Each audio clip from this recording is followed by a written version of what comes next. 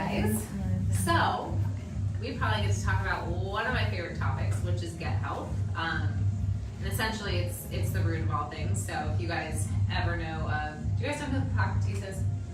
Who? Hippocrates? Oh, yeah. The father of modern medicine. So his most famous quotes, or one of them, is all disease starts in the gut.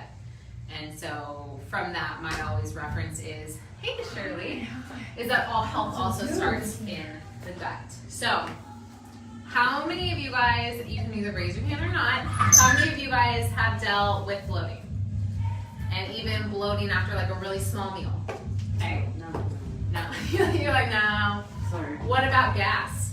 Oh, yeah. Constipation? Okay, every day. Nope. Diarrhea? There we go. Yeah. Alternating between diarrhea and constipation? No.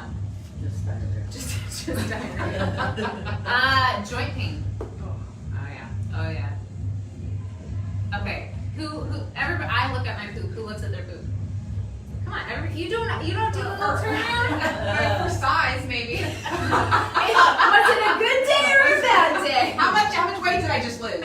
So have you ever seen undigested food? No. Yes. Corn. Yes, corn. Oh, Bell yeah. peppers. The meal. Okay. I can't eat those. Well, the skin. The skin. Okay. Let's get graphic here, people. Wait, Trust me. Shannon, I'm sorry, you're eating. I forgot. I'll see this tomorrow morning. Okay. We're working on that one. Yes, we are. So you guys, all of this is related to your gut and how you're breaking down and utilizing food, okay?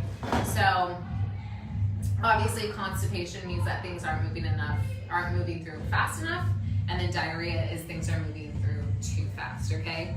So do you guys have any specific questions before I kind of get into what I was going to talk about gut health, or what does it even mean?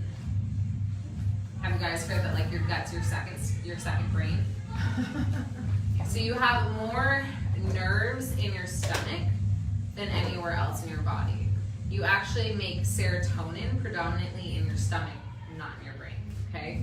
So that gut feeling is because you have all those little nerves down there. So it's super, super important that we maintain a healthy gut. So there's something called your microbiome. And we always hear bacteria is bad, right? We get sick from bacteria. We get colds and viruses from bacteria. But there's also really, really good and vital, critical bacteria that we all have in our gut. So we have more bacteria in our bodies than we do cells in our body. And the most important bacteria that we have is in our gut. But what we're seeing now, and why we're seeing a lot more chronic diseases, we're seeing chronic inflammation, we're seeing autoimmune diseases, which I'm going to get to, is that there's something called dysbiosis. And dysbiosis just means that there's an imbalance in our gut between the good guys and the bad guys. So there is bad bacteria. Come on in. There is bad bacteria in our gut, and that's something that we kind of want to crowd out. And then there's good bacteria in our gut that we want to nourish and have thrive. We also want what's called a diverse gut flora, or gut microbiome. So you want a lot of different good guys in there, okay? So not just one strand of bacteria, but all these different kind of strands of bacteria. You guys with me so far? Yeah. Okay. So when our gut is out of balance, that's when we feel the bloating or the extra fullness, or we feel the gas, or our digestive system isn't working properly. So one of the things that happens is that when there's not enough good guys in our body, so we have, our stomach is made of tight junctions. So think of tight junctions like this. And what that does is it keeps our food in our stomach and in our gut lining so that it can fully digest and break down. Because so any food that you have, if you eat a carbohydrate, a protein, a fat, that's a big molecule, and our body has to break it down into very small pieces. So protein needs to get broken down into individual amino acids. A carbohydrate needs to be broken down into individual peptides. So we have to break our food down into the smallest molecule we can And then it gets used in like 10,000 different processes in our body, okay? But it has to go all the way through our digestive system to get broken down all the way. So, back to tight junctions. So tight junctions are like this, keeps everything inside the digestive tract so that everything can get digested and get broken down. Now what happens, and we're gonna talk about everybody's favorite thing, we're gonna talk about gluten. So when we get gluten, sometimes those tight junctions start to loosen up. And now what happens is those holes allow unbroken or undigested food to go straight into our bloodstream. And this causes an inflammatory response. So now you have a molecule that is not supposed to be in the bloodstream, What does the body do whenever there's a foreign substance? It attacks it, okay? So you have, you said bell peppers. So you have an undigested piece of bell pepper now in your bloodstream. Your body is going into an inflammatory response to attack that undigested bell pepper because it doesn't know what to do with it. It doesn't recognize bell pepper. It, recognizes small individual molecules. Gluten is probably one of our biggest offenders. So no matter who you are, no matter if you're celiac, no matter if you're gluten sensitive, every single person that eats gluten today gets a tear in their stomach every single time. Okay, now our stomach's really resistant. It can normally heal itself pretty quickly. So we eat, let's say, a piece of whole wheat toast for breakfast, and then we eat, a sandwich wrap for lunch, okay? So normally in a healthy person, they have the toast, it tears a small little hole in the gut. By lunchtime, that little tear has healed itself. Then at lunchtime, it rips a little bit again, and then by dinner time, it has enough time to heal itself. Well, oftentimes that's not happening anymore. So we are seeing more people with gluten sensitivities or with celiac disease because the stomach isn't healing. And it's not just healing in response to gluten now. Now that tear is loosening up those tight junctions and more food is getting through and there's more inflammation. Are you guys with me so far? Mm-hmm. Any questions? Okay. So now we have more inflammation in the body. So signs of that is soreness, redness, joint pain, tiredness, and then you run the risk of, anybody know, an autoimmune disease. So pretty soon they're probably gonna figure out that most chronic diseases are actually an autoimmune disease. So more often than not, it's that the body is now attacking itself. The body's not supposed to attack itself. It's not supposed to attack healthy tissue. It's supposed to attack the bad guys. But when we have this influx of an inflammation response, and what happens is that you create antibodies whenever your body attacks a foreign substance. It creates antibodies, so the next time it sees that, it can attack it faster and get rid of it. But now the body's having these inflammation responses like almost on a daily basis because the gut is broken. The gut is not doing what it needs to do. You now have these, what's called leaky gut or intestinal hyperpermeability, where these undigested particles are going into the bloodstream and causing an inflammation response almost every single time a person eats. So that's a lot of inflammation in the body, and it's a lot of antibodies in the body. So when you have all these antibodies flowing around, and they start attacking our own healthy tissue and creating what's called autoantibodies. So autoantibodies, auto is self, autoimmune is self-immune system. So now you have things attacking thyroid. Does anybody know what that one's called? Hashimoto's. Or sometimes it's Graves' disease too. You have rheumatoid arthritis, which most people know is where your body's attacking joints.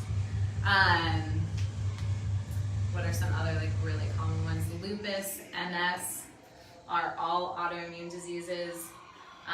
There's even studies coming out that Alzheimer's is an autoimmune disease. So a lot of these things that we're seeing are because the gut is not functioning properly. The good news is that we can fix it. So, right? There's a happy ending. Trust me, most of my studies are like really super depressing. And then it's like, you're like, but wait, there's a little bit of hope for us all. But and you know, it is good. So, oh good, I'm actually staying on target. I'm like really on target. Okay.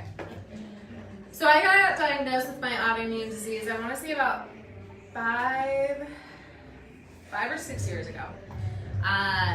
Was dealing with a lot of inflammation, was waking up in the morning and could like not even like take that first step. It felt like I was walking on like shards of glass or pins and needles. So like that first like pee in the morning I was like, do I really have to pee or can I just stay in bed? Because for me to that door just felt impossible.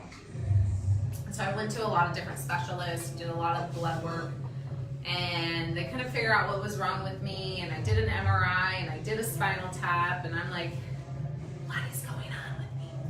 It ended up that I had an autoimmune disease.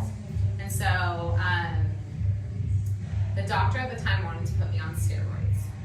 And I was on steroids for about 5 days before I turned into a complete crazy lunatic. And I was like, I can't do this. I was like, I need to find a different way. And so that's when I started seeing a functional medicine doctor. And what did the functional medicine doctor say? It all comes down to nutrition. All of it comes down to nutrition and what I put into my body. So there's a lot that we can do to support our gut. One of it, and the most crucial part, is that we have to repair it. We have to repair that gut lining. So there are some supplements. So glutamine is one of the supplements that really helps to like calm down the inflammation and start to heal that gut lining again. Collagen is also amazing. I don't even know, oh, my cup's over there. So what I was drinking was actually the turkey bone broth that I made after Thanksgiving. And what that is essentially it's collagen. And it's super just healing and soothing to the gut. So I probably have, 2 cups of it a day. It's a great time of year for it too because it's warm and it's just kind of tastes good. You can make soups with it, all that fun stuff. So you have to repair. You also have to remove. What would we need to remove? Gluten, dairy. So good call on that one. Does anybody know why dairy? We're not designed to be drinking dairy. We're the only mammal that continues to eat dairy after they're a baby. Mm-hmm. And on a molecular level, gluten and dairy are very similar to each other. So kids that are celiac or adults that are celiac most often have to remove dairy because the body doesn't actually know how to tell the difference. Also, animal products, so even meat is inflammatory. Red meat is inflammatory. Lean protein's a little less inflammatory. And normally if you're getting a lot of like green leafy vegetables in, you can kind of like offset that. Anybody else know what else is inflammatory? Alcohol, sugar, beans, legumes, even nuts can be. I will get back to those though. You guys don't have to take them out forever. All right, do you guys know what is anti-inflammatory? Fish oil. What's that like orangish yellow spice? Turmeric. Is super anti-inflammatory. All your antioxidants, so all your berries, citrus fruits, all of those are really helpful. So they help to calm down like the oxidative stress and free radicals that are in your body. So oxidative stress, free radicals, those are all compounds that have been damaged and then are like flowing around your body and creating more damage. So the reason that we have antioxidants and superfoods, every food's a superfood by the way. Every whole food is a superfood. But the reason that we have antioxidants is to go after those free radicals and to help clear them out of our system so they don't do more damage to the other healthy cells in our body. Okay? All right. What else was I going to tell you guys about health? So, we're talking about good guys and bad guys, right? What are the good guys called? Probiotics! Ding, ding, ding! Yes, probiotics. So, do you guys know some of the most common probiotic foods?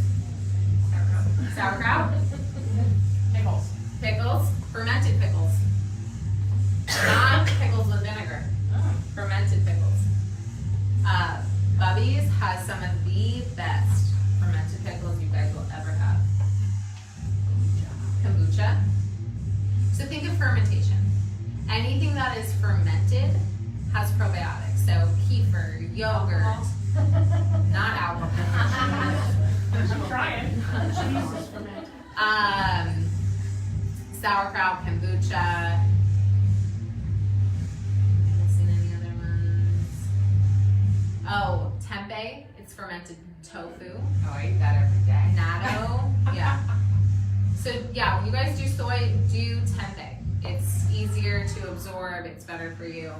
And then if you have gut issues, sometimes food isn't enough. So taking a good quality probiotic, typically one that you have to refrigerate, because probiotics are live. They're live. They should be live, bacteria that get into your body. So typically, if it's just sitting on the shelf at Sprouts, might not have as many live cultures as one of the ones that's in the refrigerated section. There are some that are shelf stable, but they're hard to find like good quality. So if you're dealing with gut issues, I would say like 10 billion at the least, and I would really shoot for more like 50 billion bacteria, or CFUs is how it will be written on the label. Another thing about probiotics is that you actually want to rotate them. You can come through. I know, it was a rough. You need to grab some air, you guys? I love my talk so much. I fucking love my talk. We're just here. You're so funny. So one thing about probiotics, I talked about a diverse gut flora. So you can actually, if you keep taking the same probiotic for like months and months and months at a time, you've now almost overcrowded with the same good guys, and we actually want to change that. So every like 2 to 3 months, if you're taking a probiotic, you want to change it because you want to introduce different strands. So you don't want too many of the same good guys in there, even though they're good. You want to make sure that there's a mixture, okay? Because they all have a purpose. You're telling me I should stop eating tempeh. I'm not saying that you should stop eating tempeh. Oh, but I will actually get to food rotation in a second. If I don't come back to it, remind me to come back to it, okay? So we have our probiotics, right? So those are the good guys that we want in our gut. So prebiotics, does anybody know what prebiotics are? Something before. Good job. Did you take Latin? Good job, teacher. No, teacher. That works too. So yes, prebiotics are what help the probiotics to thrive. So asparagus, apples, onions, leeks, Jerusalem artichokes. Jerusalem artichokes, for whatever reason, is like the holy grail of prebiotics. But they're just foods that help the probiotics to thrive in your gut. So they're good to supplement with it. There are some probiotic supplements that are pre and pro together in one. I'm not a huge fan of some of them, and I think prebiotics are really best to actually get from whole foods. Same thing with probiotics. You want to get probiotics from whole foods, and then also supplement when necessary. I take a probiotic daily right now, just to help keep my gut healthy. Yeah. What was the was it 50,000 ICU? 50 billion CFUs. Yeah. So 10 to 50 billion CFUs. If you're somebody, and I only have a couple clients that I have to put on like 100 billion, but that's norm. Okay, how many people have taken antibiotics? Okay. Antibiotics. How many people have taken more than 3 rounds of antibiotics in their lifetime? You most likely have gut problems. So antibiotics, they're really good at what they do. They kill everything. Good guys, bad guys, indifferent, wipe it out. So after any antibiotic use, you really want to get on some good probiotics to help re-inoculate your gut with the good guys that you need to get that gut working again. Okay? So just kind of know. So, my doctor always puts me on a probiotic with the antibiotic. Good. He never, and I haven't taken them for years, but every time he's had to, he's always made sure that I'm on a Yeah. probiotic. Well, Yeah. Because antibiotics will just, and I would almost, I'm not a doctor, but I would almost wait to go on to the probiotic, because if you're going to take an antibiotic and the antibiotic's going to wipe out the probiotics you're taking, because they aren't going to be able to survive with the antibiotics. But definitely after a round of antibiotics, definitely need to spend like 4 weeks on gut healing. It is what it is. It does a lot of damage, but it's not irreversible. I want to come back to food rotation. So I'm definitely somebody that I could probably eat the same thing every single day and I'd be okay. But what we're also seeing is that the things people eat the most are actually becoming what they are sensitive to. So what happens with leaky gut or intestinal hyperpermeability is people are starting to have reactions to foods that they really shouldn't be having reactions to. So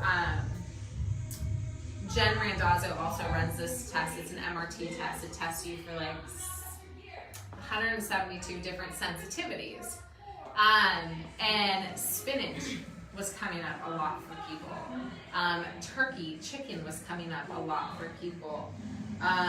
Broccoli, like things that normally you wouldn't think of as sensitivity. And then you ask that person, well, what is a typical day for you look like? They're like, well, I have chicken, broccoli, and rice, and then I have a spinach salad with some, like it's what they were eating all the time.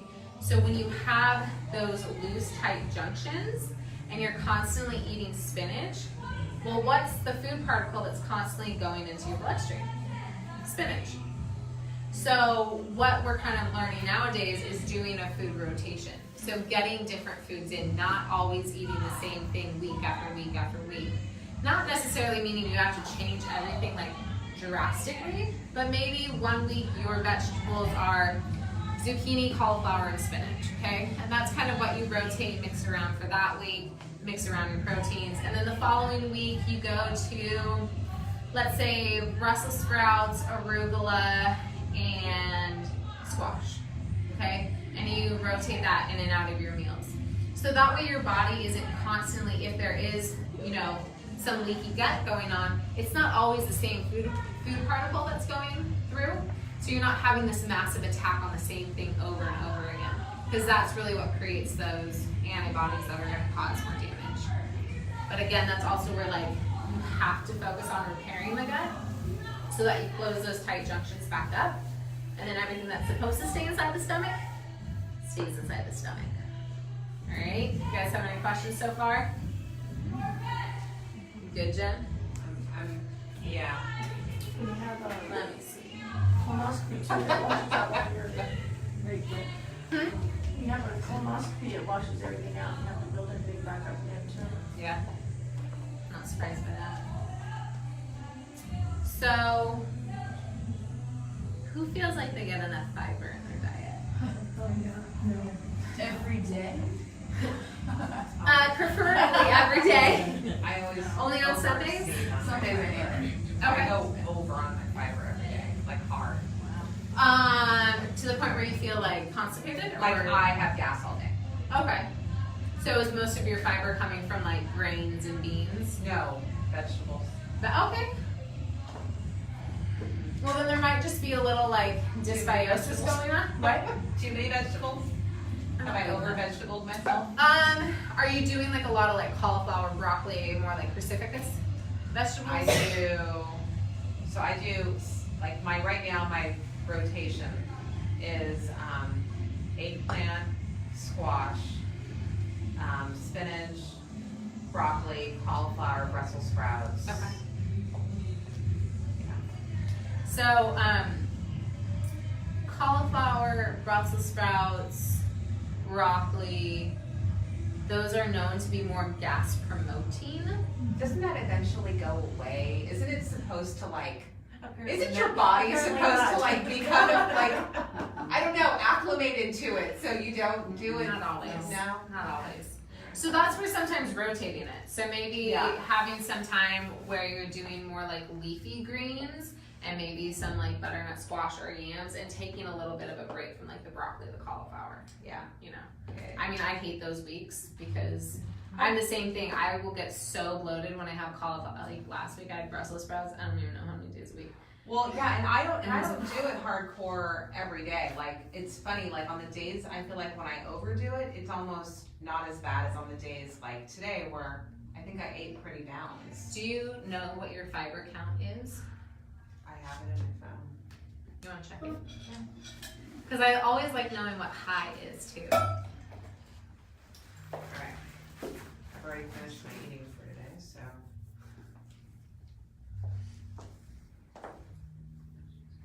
Because fiber is actually one of the things that also helps the probiotics. And it helps to push everything. So fiber today I was at 44 Okay. grams. Good. And my goal was 25. Yeah, I would say goal honestly should be 30, 35. Even for women, I would say that's kind of where we should be. I mean, if you guys think about it, our ancestors, easy, were at 100 grams of fiber a day. Easy. Where were you at? You're like, I don't know. Yesterday I was at 19, today I'm at 15, but I haven't put it in yet. Okay, So. there you go. So probably like There's insoluble fiber and soluble fiber. Mm-hmm. Soluble and insoluble. Yeah. Insoluble binds more than soluble fiber. So insoluble is what helps form your poop. I mean, that's the easiest way to say it. But fiber is also what's really going to help your intestinal tract and just keep things moving through. You just need to make sure that you get enough fluid in there. So I always have this. It's my 3 F's for having a bowel movement is fat, fiber, and fluid. Okay?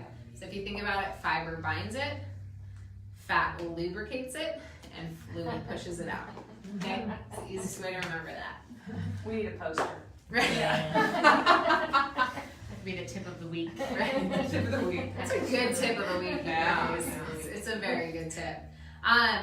So if you're somebody that is inflamed and you're having like strong reactions, the fiber that you're probably looking for is, grains, nuts, seeds, and legumes. But when you're in an inflammatory response, those are oftentimes the things that you kind of have to take out for a little bit because they're causing irritation. So sometimes you actually have to lower your fiber for a little bit to help the healing happen and then reintroduce the fiber slowly. Psyllium Husk is probably one of my favorite fiber sources. Jamie got me turned on to like mixing 2 or 3 tablespoons. It tastes so gross, you guys. 2 or 3 tablespoons of Psyllium Husk with a little bit of water. It gels up really fast and then you shoot it down. I promise you, you'll have a bowel movement every single morning. Is that like Metamucil? Probably, but it's like a natural, yeah. When do you take that? I take it at night. You don't wake up in the middle of the night. Nope. It takes a little bit of time. Like, I mean, it really gels, so it slowly makes its way through. Because you guys, laxatives and antacids are one of the top industries right now because so many people have such digestive issues that they're either reaching for Pepto-Bismol or they're reaching for, an over-the-counter laxative. So go to Rite Aid, you guys. Go to Rite Aid, and I was actually there the other day because I just wanted to see. And it's literally like from here to here is laxatives, antacids, like Gas-X, like all those things. I mean, like tons and tons and tons of brands. So it's just one of those things that I think there's more options there than there are shampoo. Okay, something's wrong with that picture. So we're pretty good on fiber right now. But if you're inflamed and you are going too often, what can you do to not? Because psyllium makes you go. No, yeah. So if you're going too much, you actually want to back off your fiber and probably go for like having some like avocado, a little bit of banana, or some sweet potato to help kind of bind things up and slow things down. Yeah. Because transit time is important. Does anybody know like roughly the transit time between something you eat and when it should come out the other end? 8 to 10 or longer? It's about 12 to 24. Yeah. So, there's fun different tests that you guys can do. Why does it say, after you eat asparagus, it's like 15 minutes and you can tell. Well, that's your asparagus. pee. That's your key. Okay. One of the easiest ways is that you cannot have had sesame seeds in the last like 3 days, but you would just mix white sesame seeds in water, shoot it down, a couple tablespoons, and just wait to see when it comes out to your poop. And then you'll know your transit time. But yeah, you're looking for about 12 to 24. And then do you guys know how many bowel movements you're supposed to have a day? 2? After every meal, right? It's 1 to 3. 3 is like optimal. Shut up, Jan. And if it's like 5 to 8 We're all friends sometimes, here, then it's probably like I need to back off the fiber a little bit maybe. Or something's going on. Or it's like my pee, it just comes out slowly throughout the day. Well, yeah, so man, I wish I had the chart of like, does your poop look like this or this? And it's basically you want your number 2 to look like a number 4. So you want it to be. I talk about poop so fast with people. You want it to be a little bit like a snake. So you don't like if it's coming out in little bits and pieces and it's hard, transit time is way too long. Okay. If it's coming out kind of watery, transit time is way too fast. So you really want that little snake thing. So you guys are all gonna start looking at your poop. Okay, watch it. All gonna start. You're gonna be such a good mom someday. You already talk about poop. If you think I don't get sent pictures of poop, you'd be wrong. It's okay.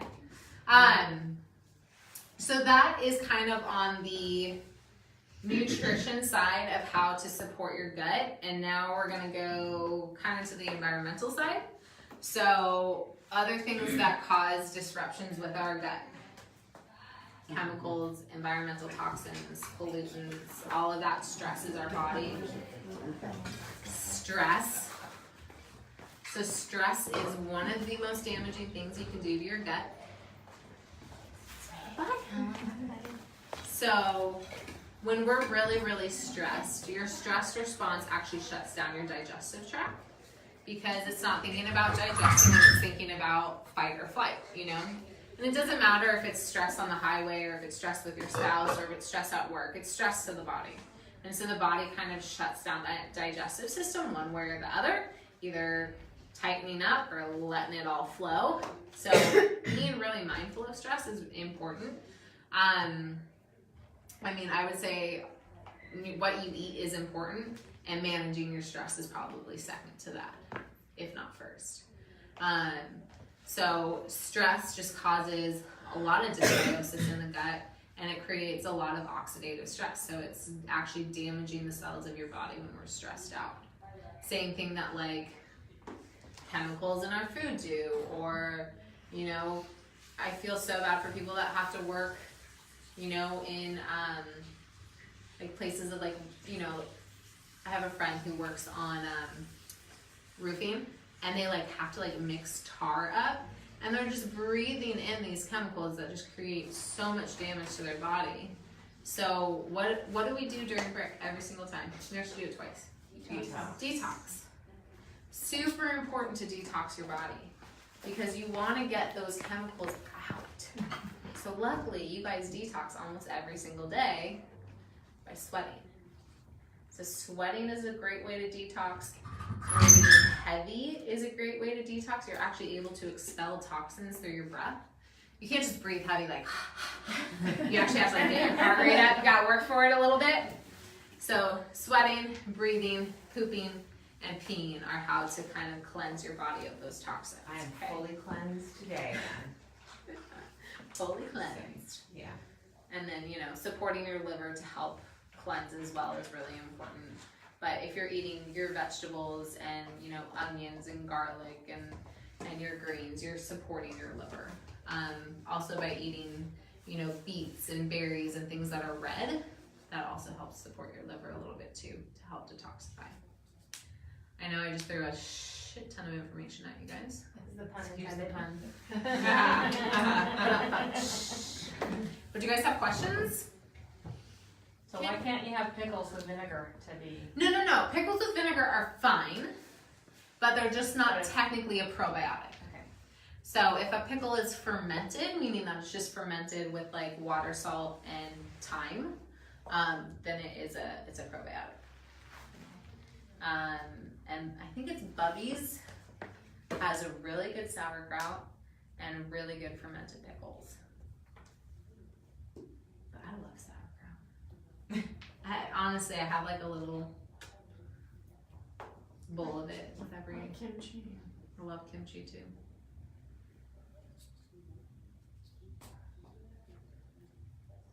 Where do you get Jerusalem artichokes? Whole Foods or Sprouts. It's kind of an odd looking like root. It's not actually an artichoke. Oh, It's more of a root. I'm gonna have to Google it. It's strange. It's like a strange looking thing. Like So how do you eat it? You bake it, you cook it, you boil it, you can like cut it into like thin slices and roast it if you want to. You could even boil it and maybe mix it with like parsnips or turnips or so it's make it. probably similar. Yeah. Is that the same taste as parsnips and turnip? I'm Cassie, by the way. It's I would Like say a it's bitter? honestly a little bit more bitter than they are. So I would mix it in with something else. More bitter. More bitter. I had to take my shirt off because it was so wet. Oh my Awesome. Good night. But things that are bitter are actually beneficial more for your stomach and your digestive tract. So bitter isn't bad. We just oftentimes don't enjoy bitter as much as sweet. Right. Ginger's good for your stomach though, right? Ginger's really good. Ginger, peppermint, really good for the stomach. Even turmeric is good for the stomach. Did you say nuts? Were you saying nuts can be Nuts can be inflammatory. So one thing, thank you for reminding me, one thing that can really help with nuts, seeds, grains, and legumes, your beans, is soaking them. So there's something called phytic acid in those foods. And phytic acid is actually in those foods to help protect the food. So just like how a rose has thorns to keep people away from it, those foods have phytic acid. And phytic acid is inflammatory in our bodies, and it's very hard for us to break it down. So by soaking beans or grains before cooking them, you help to break down phytic acid so that your body can actually absorb them better. Because phytic acid will actually steal minerals. It'll steal zinc, it'll steal iron, it'll steal magnesium, it'll steal calcium from you. So by taking that phytic acid away, you can then actually get the benefits of the food you're eating. Isn't there like sprouted, what was that stuff that Jamie had gotten before? I want to say it was like a sprouted grain or something like that. Yeah. It's like a sprouted grain bread. No, it was an actual grain. Um, I don't think it was. They sprout quinoa, they sprout. I think it was sprouted quinoa maybe or something like Yeah. that. So soaking is one process. Soaking is something that you can do with honestly anything. I normally will soak, people always laugh, I'll soak my nuts before I eat them. But then if you wanted to like sprout seeds, where you guys have all seen like sprouts where they're growing, it's just a sprouted seed. So broccoli seeds are really easy to sprout. Spinach seeds you can sprout.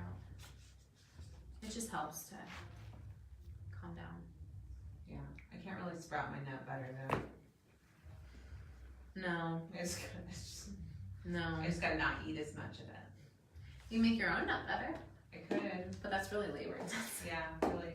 I'd rather Not just buy gonna lie. Trader Joe's nut butter.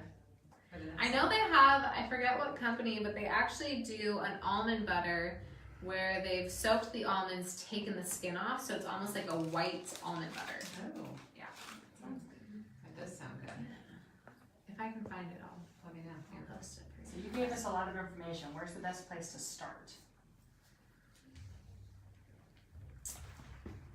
Are you dealing with gut stuff right now? No, I don't think so. I don't have So? digestive Okay. issues, but I have lots of inflammation. Inflammation, all okay. over the place. So for me, that's my biggest problem, I would say. So part of it is kind of identifying like where the inflammation is coming from. And then attacking that, but I would definitely focus more on like anti-inflammatory foods. So maybe seeing if taking grains and legumes out for a little bit is beneficial. Definitely if gluten and dairy are at all part of it, take it out completely.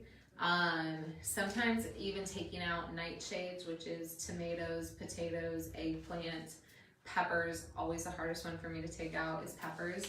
Potatoes or nightshades? Potatoes are nightshades, including sweet potatoes. You said nightshades? Nightshade vegetables. Did we talk about that? No. What's a nightshade? So nightshade vegetables, they have this certain property in them that oftentimes cause them to be inflammatory in the body. Oh, okay. Yeah, so tomatoes, potatoes, peppers, eggplant, and goji berries fall into that category. Sweet potatoes? Sweet potatoes, it's a potato. I started doing collagen peptides with my coffee in the morning about a month ago, and I didn't think I was noticing a difference until I did the turkey trot on Thursday, and I was not, my knees were much better Yeah. walking that No, distance, I do collagen every day in my coffee too. It's something that I love, and for me, it's like a little treat. I don't know, making my coffee up. I say collagen, getting on a good probiotic. I almost feel like everybody should be on a good probiotic. Fish oil. I think everybody should be on fish oil. We just don't get enough good omega-3s. So omega-3s, you guys, are anti-inflammatory. Omega-6s are inflammatory. Oftentimes you're gonna find omega-6s in more processed foods, but olive oil is, technically it's omega-6. It's just without arachidonic acid, which is the inflammatory property of it. But we, as an entire country, are omega-6 dominant and lacking in omega-3s. So getting more like salmon into your diet and getting more omega-6s or omega-3s, which also you can find in like chia seeds and flax seeds, is another way to start to reduce some of the inflammation. So sometimes it's also looking at what kind of oils and fats are in your diet and trying to focus on some of the kind of healthier alternatives. So coconut oil is an omega-3, along with fish oil. Cod liver, if you're willing to try it, can help you out as well. Most countries that have cod liver in there. Hi! Hi. You come to join us? Yeah, I'll stay over here because I'm a little sweaty. That's okay. I smelled so bad this morning. But yeah, honestly, like most nations that have cod liver as part of their diet are super healthy. That's why like the Scandinavian countries and Norwegian countries are like at the top of the list. Not saying it's just the cod liver, but You can get fish oil though that has to be refrigerated and it can be flavored. yes. So it's not always terrible. No, so I do an emulsified fish oil, and I think it's like a mango orange flavor. It's really good. Yeah. So then you don't like. Does anybody like burp up fish oil? Yeah. Oh! Yeah, it's so bad. That sounds terrible. So if you find an emulsified fish oil, it does need to be refrigerated. It's a great way to do it. There's some, like, I think my fish oil has vitamin D in it too. Vitamin D is one that a lot of us are deficient in. So if you can find a fish oil with vitamin D, that's also a great way to do it. Take that in the morning. I mean, any time of day that you take, it's fine. Really? I thought like vitamin D was like liquid sunshine. It would like keep you up. No, it's just made from the sun. It's not an energizer. Oh, I thought it was. It's coffee. It's a placebo effect. All this time. Just we are. B12 is Yeah, all your B vitamins are your energy vitamins. Yep. Any other questions? Did you hear that? Your transit I time is too don't know how you fast. heard that. That is my transit time with the salad. Which I ate half an hour ago. Gotta wrap this up. I gotta. You're like, I gotta go soon. So, has this been helpful? Yeah. Okay. So, what do you guys want to talk about next week? I mean, we can talk on more like the emotional, mental side of kind of how to combat negative self-talk and kind of those what is it? I don't know, those limiting beliefs that we have. We can talk about self-care. I'm gonna talk about another really uplifting topic of hormone disruptors, but maybe you guys don't want like two really not fun conversations about it. Because that one is seriously, you're just like, everything is killing me. We can talk about what do you guys want to talk about? I like the emotional side one. The emotional side? That's why. Yeah. I would like to. So maybe like how to combat limiting beliefs. And I did not coin this, but just like rewriting the narrative that we say to ourselves. Okay? I mean, I know for me, like there are things that I have said to myself since I was like 6 years old, and they're just like almost ingrained in me.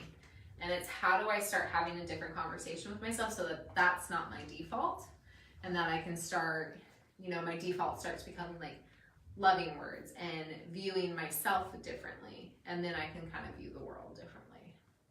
So maybe have that be the topic. Yeah. I think that'd be good. I think at some point too, I think one of the themes that we had a while back was just this idea of deprivation and like balance. Yes. You know, I think we get into, and we've all, at least I have, where you deprive and you see the changes, but then there's a frustration that comes with that deprivation, and then it causes a gain again, you know, Yeah. and how do you escape that cycle and find a happy medium? Yeah, I think that is an important one. And it, maybe we'll start talking about that next week too, as we like talk about limiting beliefs, because I think a lot of people are like, oh, if I am not perfect with my food, and if I do not hit every single workout, I'm never gonna get to my goal. And that's not true. You guys, like so much about health and well-being. Food is important, it is, but it's not paramount to having relationships with other people. You know, health is more than just the size that we wear or what we look like in yoga pants or a dress. It's really about here, and this is the external reflection of that.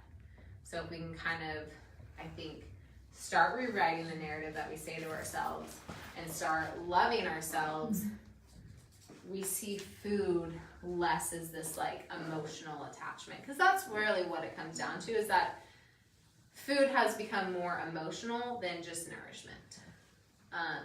And that's okay. Like, food is very social today. Food is very much rooted in traditions and our culture and who we are and how we grew up. But it's also kind of blurred this line to be this thing that is either good or bad. And I don't want food to be good or bad. It's just, is it nourishing your body or is it not? And sometimes you need the good nourishment for your body.